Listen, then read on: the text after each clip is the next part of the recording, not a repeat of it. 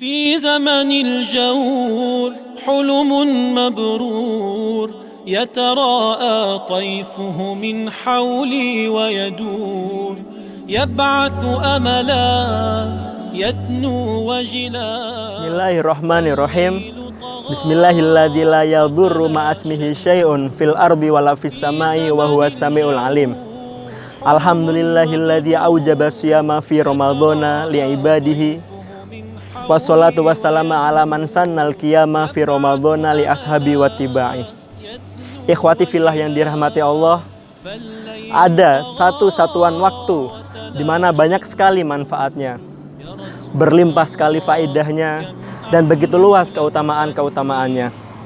Tapi di waktu ini sering diabaikan oleh manusia, sering kita lalai dengan waktu ini. Tak lain tak bukan adalah sepertiga malam terakhir. Dari hadis sahih yang diriwayatkan oleh Abu Hurairah radhiyallahu an, Rasulullah SAW bersabda, "Yatanazzalu Rabbuna tabaraka wa ta'ala kulla lailatin ila sama'id dunya.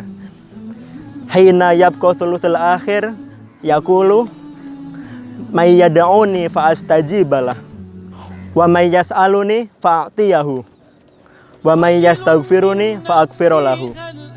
Yang artinya, Tuhan kita tabaraka wa ta'ala turun setiap malamnya ke langit dunia ketika tersisa sepertiga malam terakhir, seraya berkata, "Barang siapa yang berdoa kepadaku, pasti akan kuperkenankan doanya.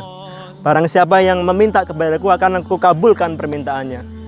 Dan barang siapa yang meminta ampunan kepadaku, akan aku ampuni." Sebagai pemegang manhaj Ahlussunnah wal Jamaah, kita harus mengimani sifat nuzul Allah ini tanpa tasbih, yaitu tanpa penyerupaan terhadap turunnya makhluk Allah, dan juga tanpa tamtsil, yaitu penyamaan sifat turunnya Allah, dan juga tanpa takyif, yaitu menggambarkan hakikat turunnya Allah. Dari hadis di atas kita ketahui bahwasanya sepertiga malam terakhir ini adalah waktu yang paling mustajab untuk kita bermunajat kepada Allah Subhanahu wa taala. Ikhwati fillah yang dirahmati Allah, bagaimana cara menghitung sepertiga malam terakhir? Jam berapakah saja itu? Jam berapakah saja? Di sini ada cara mudah untuk mendapatkan sepertiga malam terakhir itu. Pertama, kita tinggal menjumlahkan porsi malam, mulai dari adzan maghrib hingga adzan subuh.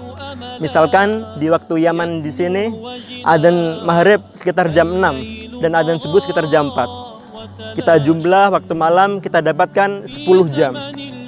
10 jam ini kita bagi 3 karena sepertiga malam.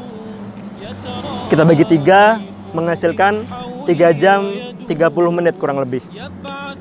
Maka sepertiga malam terakhir yaitu 3 jam 30 menit sebelum waktu adzan subuh. Ikhwati fillah yang dirahmati Allah, selain waktu sepertiga malam ini, ada juga waktu yang sangat banyak manfaatnya, banyak keutamaannya juga, yaitu adalah waktu sahur. Waktu sahur diambil dari bahasa Arab yang yaitu as-sahar, yaitu satu satuan waktu sebelum matahari terbit atau sebelum adzan subuh berkumandang. Para ulama berbeda pendapat tentang awal mula waktu sahur ini.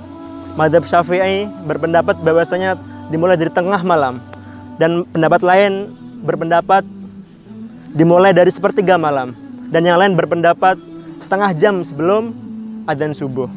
Terlepas dari perbedaan semua itu, para ulama sepakat bahwasanya akhir dari waktu sahur adalah ketika adzan subuh.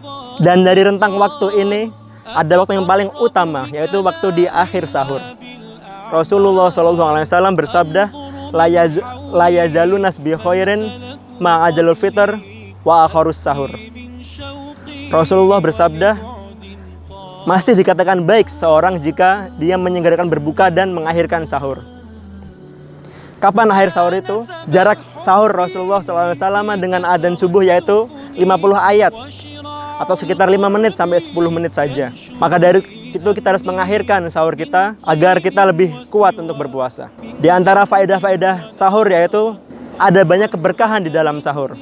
Dari hadis Rasulullah SAW, "Tasaharu fa'ina fis sahuri barokah." Bersahurlah kalian, karena di dalam sahur itu ada keberkahan. Keberkahan di sini berarti kebaikan, banyak kebaikan untuk kita.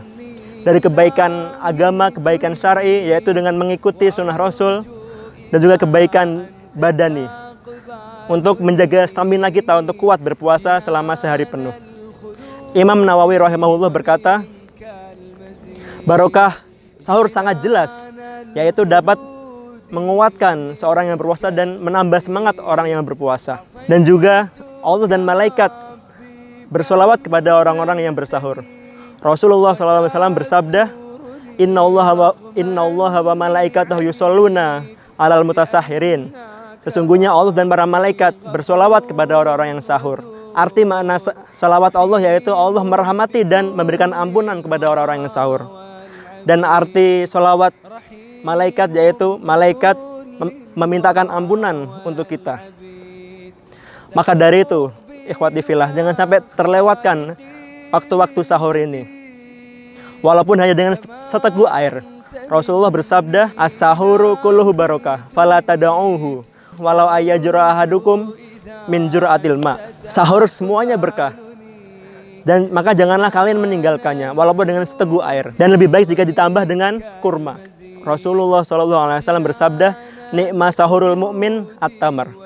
Sebaik-baik sahurnya orang mukmin adalah kurma, dengan kurma. Ikhwati fillah, setelah kita tahu manfaat-manfaat dari dua waktu ini, haruslah kita lebih bersemangat untuk mendapatkannya. Harus lebih rajin untuk mendapatkan waktu-waktu ini. Dan jangan malah terlena dengan tidur, dengan acara-acara televisi yang kurang baik, dan atau malah dengan bermain game online. Maka dari itu, dengan momen Ramadan ini kita dilatih untuk mendapatkan dua waktu ini.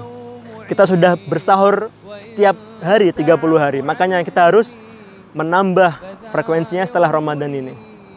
Ingat, dua waktu ini tidak terbatas dengan Ramadan saja.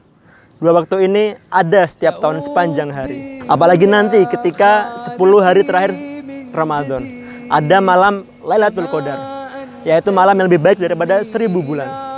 Maka dari itu jangan sampai terlewatkan dua waktu ini. Cukup sekian dari saya. Jika ada lebihnya itu dari Allah, jika ada kurangnya itu dari saya sendiri. Syukron. Wassalamualaikum warahmatullahi wabarakatuh.